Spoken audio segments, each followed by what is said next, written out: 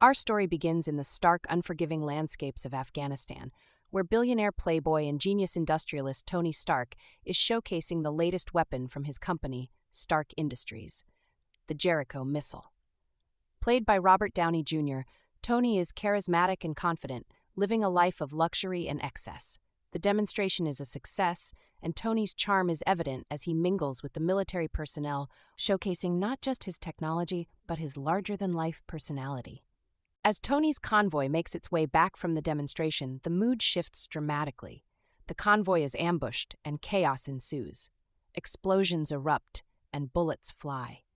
Tony's bodyguard, Happy Hogan, is killed in the attack, and Tony himself is critically injured when a bomb explodes near him.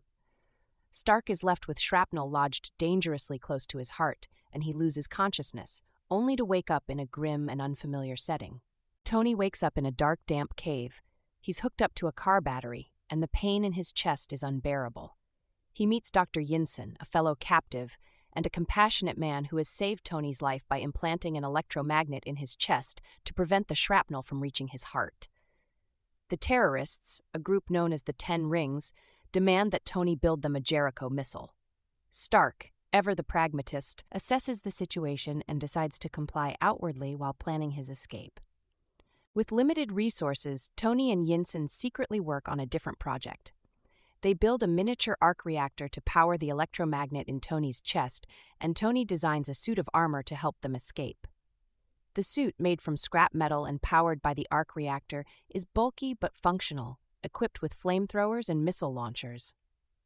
The escape plan culminates in a tense, action-packed sequence. Tony dons the suit, and with Yinsen's help, they launch their escape.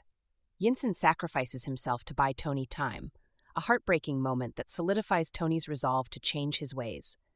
With the suit's weaponry, Tony fights his way out of the cave, blasting through walls and enemies alike, before collapsing in the desert, where he is eventually rescued by U.S. forces. Back in the United States, Tony is greeted with relief and joy.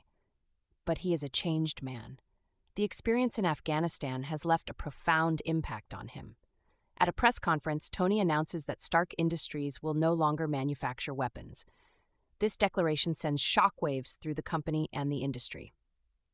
Obadiah Stane, Tony's father's old business partner and the current executive of Stark Industries, is visibly displeased. Stane, played by Jeff Bridges, is a towering figure with a calm but menacing demeanor.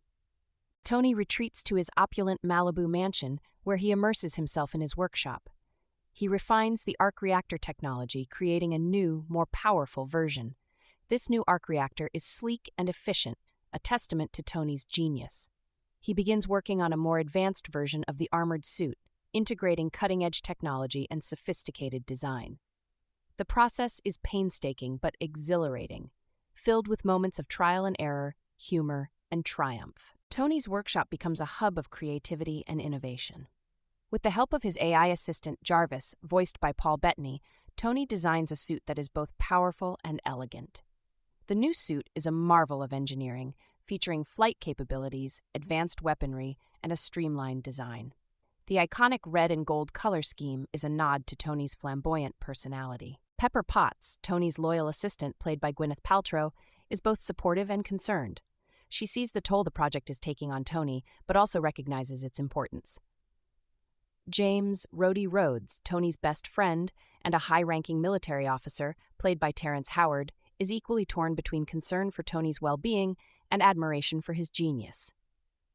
The suit's first test flight is a thrilling success.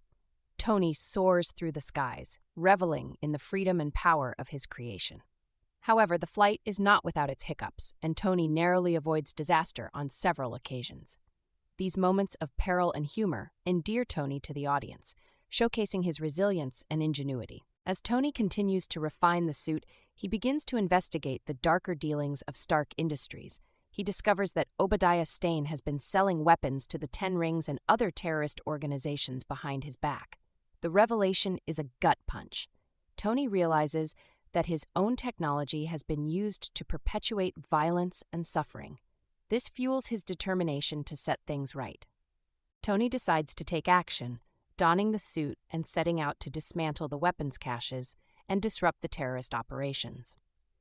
These sequences are filled with high-octane action, showcasing the suit's capabilities and Tony's resolve. Tony's interventions draw the attention of the world, including the U.S. military and the media. Obadiah, meanwhile, is not idle. He has been developing his own suit of armor using Tony's designs. The Ironmonger suit is a hulking behemoth, reflecting Stane's brutal and merciless approach. Stane's betrayal is complete when he paralyzes Tony and steals the arc reactor from his chest, leaving Tony to die. But Tony, ever the survivor, manages to power his old arc reactor and sets out to confront Stane. The final battle between Tony and Stane is a spectacular clash of titans. The fight rages across the rooftops and through the streets, with the two armored giants trading blows and energy blasts. Tony, outmatched in terms of raw power, uses his ingenuity and the suit's advanced technology to gain the upper hand. The battle reaches its climax at Stark Industries, where Tony lures Stane to the large arc reactor in the building's basement. In a desperate move, Tony instructs Pepper to overload the reactor, causing a massive explosion that engulfs Stane and his suit. The explosion is cataclysmic, and Tony barely escapes with his life. Stane is killed and the threat is neutralized, but the cost is high.